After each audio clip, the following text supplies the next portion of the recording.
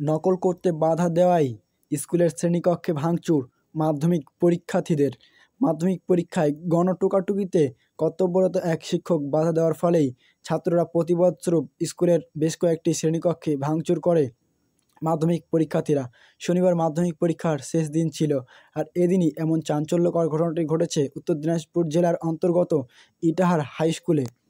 সূত্রের খবর, এবছর ইটাহার হাই স্কুলে মাধ্যমিকের সিট পড়েছিল দিঘনা হাই স্কুলের, মারনাই শরৎচন্দ্র হাই স্কুলের এবং কাসাসিয়া AM হাই স্কুলের এবং মোট 296 জন পরীক্ষার্থীর সেন্টার পড়েছিল।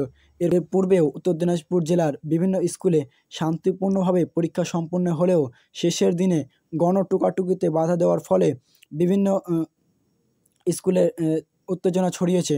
মাধ্যমিক শেষ পরীক্ষার দিন ভৌতবিজ্ঞান পরীক্ষার সময় এক পরীক্ষার্থী নকল করতে বাধা দেন সেখানকার কর্তব্যরত শিক্ষক।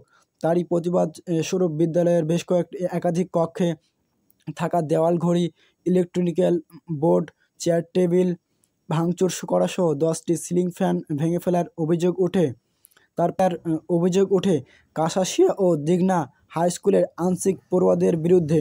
তারপরই পরিস্থিতি বিশৃঙ্খলা সৃষ্টি হলে খবর দেওয়া হয় ইটাহার থানায়। খবর পেয়ে ঘটনাস্থানে ছুটে আসে ইটাহার থানার বিশাল পুলিশ বাহিনী। তারপরেই পরিস্থিতি স্বাভাবিক করেন এবং কড়া নজরদারি চালায় ইটাহার থানার পুলিশ। এ বিষয়ে স্কুলের প্রধান শিক্ষক সুব্রত নারায়ণ ধর কি জানিয়েছেন, দেখুন সেই ভিডিও।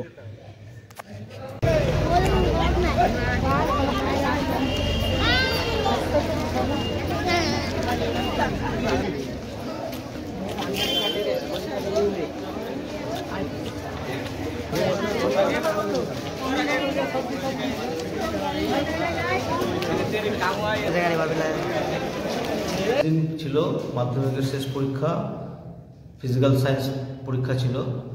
তো প্রথম থেকেই দেখলাম ছাত্ররা মানে এই ফ্যান ভাঙা, তারপরে প্রত্যেকটা ঘরে ঘড়ি, দেওয়াল ঘড়ি আছে সেগুলো, তারপরে যেখানে ইলেকট্রিফিকেশন আছে সেই বোর্ডগুলো ভাঙছে, তার বের করে দিচ্ছে, ফ্যানগুলো বেঁকিয়ে দিচ্ছে। প্রথম থেকে শুরু থেকে মানে স্কুলের সম্পদ আর কি, আসবাবপত্র সেগুলো ভেঙে দেওয়ার চেষ্টা করছে। তারপরে আমরা খবর পেয়ে ক্লাসে গিয়ে আমরা বলে আসলাম, বুঝিয়ে আসলাম। তারপরেও তারা থামছে না এবং কিছুক্ষণ পরে দেখলাম যে আবার পাশের ঘরে একটা এরকম ঘটনা ঘটছে। ছাত্রছাত্রীরা তেমনভাবে পড়াশোনাও করে না, সারা বছর পড়াশোনা করলে তো পরীক্ষার হলে এসে লিখতে পারবে, তো ওই জন্য এই পড়াশোনা করে না, তো এখানে দেখে দেখে লিখতে হবে, সেই সুযোগ সুবিধাটা করে দিতে হবে। সেটা করে দেন না, সেটা তো হবে না, সেটা সেই জন্য তো পরীক্ষা, আর টিচাররা তো সেটা অ্যালাউ করবে না কখনোই। তারই ভীষণ গার্ড হচ্ছে, যেটুকু আমাদের সতর্কতা অবলম্বন তো করতেই হবে। আর এক ছাত্র মোবাইল নিয়ে এসে বাথরুমে চলে গেছে, সেখানে লুকিয়ে রেখে আসছে। আমরা সেখানে গিয়ে দেখি এক মোবাইল পড়ে আছে, সেই মোবাইলটা নিশ্চয়ই এটা বুঝতে পারছেন কি, সেই মোবাইলটা বাজেয়াপ্ত করে। হ্যাঁ, সেই মোবাইলটা আমরা নিয়ে নিয়েছি, শেষ করে রেখেছি। কোন স্কুলের ছাত্র ছিল ওটা? কাপাসিয়া AM হাই স্কুলের। আর যারা এই স্কুলের বেশিরভাগটাই কাপাসিয়া আর দিঘনা হাই স্কুল। কটা স্কুলে সেন্টার করেছিল? এখানে তো 4টা স্কুলের সেন্টার, একটা মারনাই শরৎচন্দ্র হাই স্কুল, একটা বানবল হাই স্কুল, আর একটা হচ্ছে আপনার কাপাসিয়া AM হাই স্কুল, একটা দিঘনা হাই স্কুল।